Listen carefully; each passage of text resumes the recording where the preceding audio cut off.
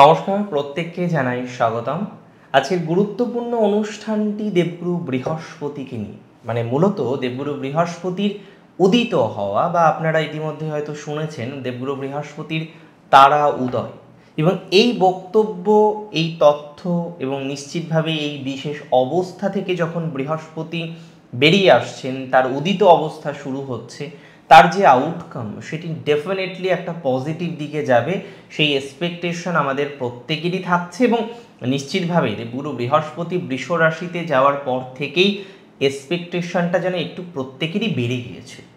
আর যদিও এখনও মে মাসের প্রায় 20-22 দিন হয়ে গেল, তারপরেও আমরা যে অতিরিক্ত শুভ ফলাফল অলরেডি পেয়েছি সেটা কিন্তু বলা যায় না। তবে হ্যাঁ, ডেফিনেটলি দেবগুরু বৃহস্পতির অস্ত অবস্থা কাটার পর যখন তিনি উদিত হবেন, আমরা ডেফিনেটলি একটা পজিটিভ দিকে যাওয়ার সম্ভাবনা বা আশা রাখতেই পারি। আপনারা জানেন যে সূর্য সিদ্ধান্ত বলছে প্রত্যেকটি গ্রহের একটি নির্দিষ্ট ডিগ্রির ব্যবধান আছে, শুরুর ডিগ্রি এবং শেষের ডিগ্রি। সেই ডিগ্রির মধ্যে যখন রবি অবস্থান করে তখন সেই নির্দিষ্ট গ্রহটি কি হয়, অস্ত যায়, এবং রবি যখন সেই নির্দিষ্ট ডিগ্রি থেকে বেরিয়ে আসে পুনরায় সেই গ্রহটি উদিত হয়। দেবগুরু বৃহস্পতি বর্তমানে অস্ত অবস্থাতে রয়েছেন। আগামী জুন মাসের 4-5 তারিখের পর থেকে তার উদিত অবস্থা শুরু হবে, এবং ডেফিনেটলি সে তার পূর্ণ বল নিয়ে পুনরায় কিন্তু ধনুরাশির জাতক জাতিকাদের জন্য বেশ কিছু শুভ ফলাফল প্রদান করবে বা প্রদান করতে চলেছে। কোন কোন ক্ষেত্র পজিটিভ হবে চলুন সেটা জেনে নেওয়ার চেষ্টা করি। এবং অনেকেই বলবেন যে উদিত অবস্থা কতদিন থাকবে, সেখানে আপনাদের জানাই 1 মে থেকে 14 মে পর্যন্ত আমরা জানি দেবগুরু বৃহস্পতি বৃষ রাশিতে থাকবেন। তার মধ্যে 9 অক্টোবর পর্যন্ত তার সরল গতি চলবে।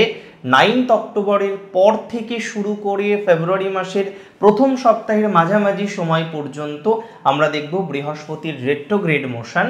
উদিত অবস্থার যে ফলাফল সেটা আমরা জুন মাসের প্রথম সপ্তাহের মাঝামাঝি সময়, মানে 3-4 তারিখের পর থেকে কয়েকটা মাসের মধ্যেই পাবো বা পাওয়ার সম্ভাবনা থাকছে।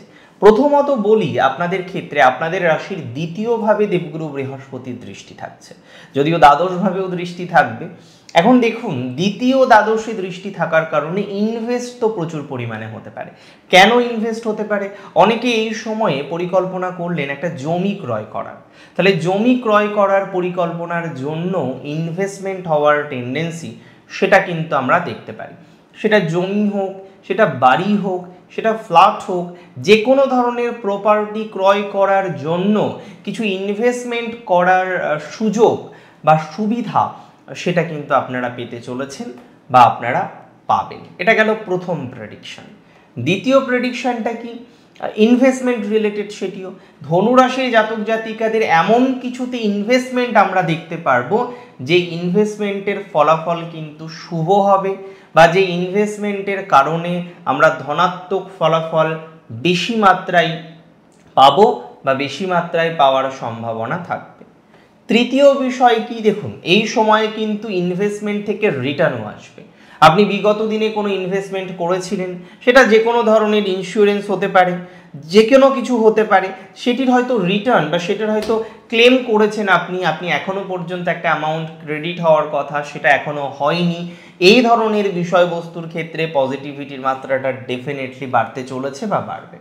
এর সাথে সাথে আমরা দেখব ধনুরাশির জাতক জাতিকাদের ক্ষেত্রে তাদের যে আয়ের জায়গাটা, এবং আয় তো বিভিন্নভাবে হতে পারে, মূলত আপনার প্রফেশনাল আয়ের জায়গাটা, সেখানে আমরা পজিটিভিটি দেখব।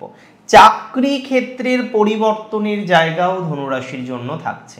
যারা যারা পরিকল্পনা করেছেন চাকরি পরিবর্তন করবেন, বর্তমানে যে চাকরিটা করছেন সেটা আপনার খুব একটা যে পছন্দ হচ্ছে তা নয়, বিকজ আপনি খুব বেশি স্যাটিসফ্যাকশনটা পাচ্ছেন না, তাহলে এই যে স্যাটিসফ্যাকশনের একটা অভাবের জায়গা যাদের বর্তমান পরিস্থিতিতে রয়েছে, যারা চাইছেন তাদের প্রফেশনাল ডেভেলপমেন্ট হোক, কিন্তু কোনো একটা কারণবশত আপনি বারংবার চেষ্টা করা সত্ত্বেও সেই প্রফেশনাল ডেভেলপমেন্টটা করতে পারছেন না, এবং বারবার একটা জিনিস খেয়াল করছেন কোথাও যেন গিয়ে আপনার মনিটারি ডেভেলপমেন্টটা আটকে যাচ্ছে, এই ধরনের বিষয়ে কিন্তু পজিটিভিটির মাত্রাটা অনেকটাই বৃদ্ধিপ্রাপ্ত হতে পারে বা বৃদ্ধিপ্রাপ্ত হওয়ার সংযোগ লক্ষ্য করতে পারছি।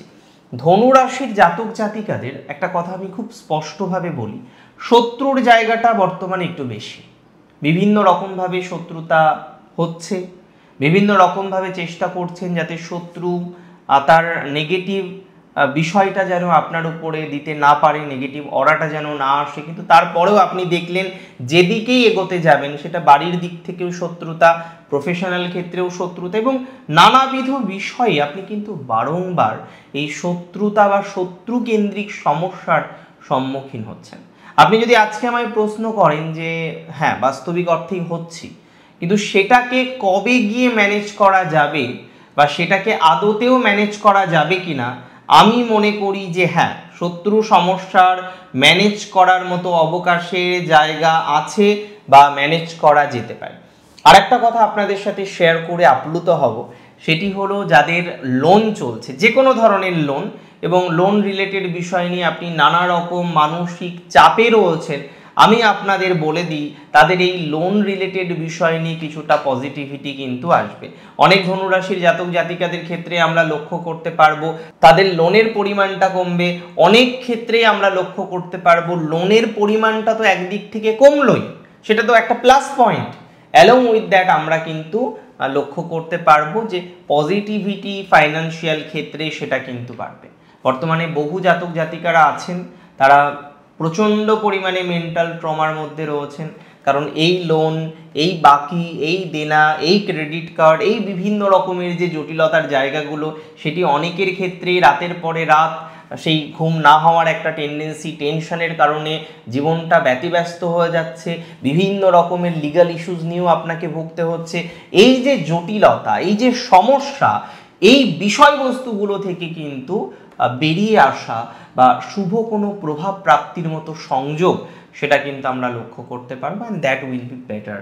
সেটা কিন্তু ভালো দিকে যাবে যদি আপনার রাশিটি নিশ্চিতভাবে হয়ে থাকে ধনুরাশি। ধনুরাশির এই সংযোগটা শুভ, যেহেতু আপনাদের রাশি সাপেক্ষে রাশির দশমভাবে দেবগুরু বৃহস্পতির একটা দৃষ্টি থাকছে, যে কারণে আমি মনে করি প্রফেশনাল ক্ষেত্রটা কিন্তু অ্যাটলিস্ট এক্সট্রিম নেগেটিভ হয়ে গেল সেটা হবে না।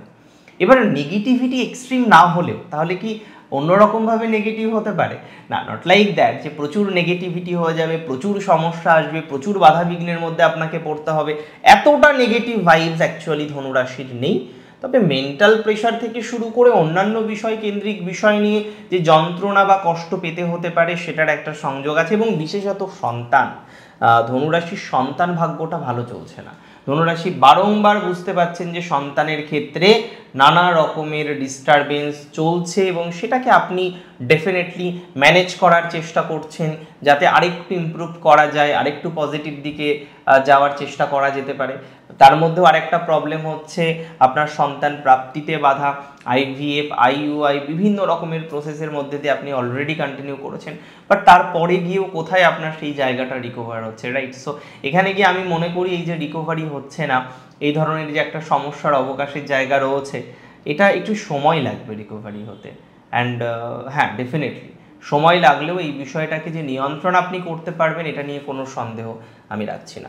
ধনুরাশি জাতক জাতিকাদের ক্ষেত্রে যেহেতু বিদেশের একটা বিষয় এখানে প্রযোজ্য হচ্ছে, অনেকের বিদেশ যাত্রা কিন্তু হতে পারে এবং শুভভাবে হতে পারে। শুধু বিদেশ যাত্রা নয়, বিদেশে সেটেলমেন্ট, বিদেশের কিছু কানেকশন তৈরি হওয়া, ভিসা প্রাপ্তি হওয়া বিদেশ কেন্দ্র করে, হ্যাঁ এই ধরনের যে সমগোত্রীয় বিষয়বস্তুগুলো আছে তার একটা ইমপ্রুভমেন্টের জায়গা কিন্তু আমরা পাবো। এবং একটা কথা কি বলুন তো, অনেকেই বর্তমানে রয়েছেন যারা বিদেশে যেতে চাইছেন, হ্যাঁ, এবং ভিসা পাচ্ছিলেন না, তাদের ক্ষেত্রে ভালো কিছু আশা করছি।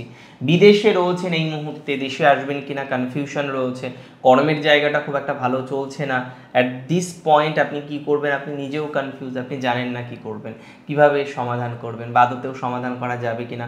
এই ধরনের যে সমগোত্রীয় বিষয়বস্তুগুলো আছে না, আমি মনে করি yes we need some time, definitely আমাদের সময় লাগবে বিষয়বস্তুগুলোকে নিয়ন্ত্রণ করার জন্য, বিষয়বস্তুগুলোকে ম্যানেজ করার জন্য উই নিড মোর টাইম, আমাদের আরও বেশি সময় দরকার। But end of the day একটা কথা আপনাদের সাথে আমি শেয়ার করতেই পারি যে সমাধান হবে, সমাধানযোগ্য জায়গা কিন্তু আছে। এবং ধনুরাশির যেটা আগে কোনোদিনই প্রবলেম ছিল না, যদিও প্রবলেমটা একদমই নতুন, সেটা একটা হেলথ রিলেটেড বিষয় নিয়ে অতিরিক্ত মাত্রায় চিন্তা, হঠাৎ করে খেয়াল করলেন জন্ডিস হয়েছে, হঠাৎ করেই খেয়াল করলেন যে এমন একটা জটিলতা হেলথের জায়গায় তৈরি হয়েছে যেটা ম্যানেজ করাটাই আপনার পক্ষে চাপের হয়ে যাচ্ছে, বা এতটাই বেশি টেনসড হয়ে যাচ্ছেন কি করবেন বুঝতে পারছেন না, সেক্ষেত্রে আমি মনে করি যে পজিটিভিটি আছে, সেখানে আমি মনে করি পজিটিভিটির মাত্রাটা তৈরি করা যায়, বা এই ধরনের একটা অবকাশের জায়গা আমরা অবশ্যই তৈরি করতে পারবো। ধনুরাশির জাতক জাতিকাদের ক্ষেত্রে যারা গভর্নমেন্ট জব করেন, একটু টেনশনে আছেন, ল লিটিগেশন ইত্যাদি বিষয়ের সাথেও যুক্ত হয়ে গেছেন বা জড়িয়ে গেছেন, টেনশন নেওয়ার দরকার নেই, ভালো দিকেই যাবে।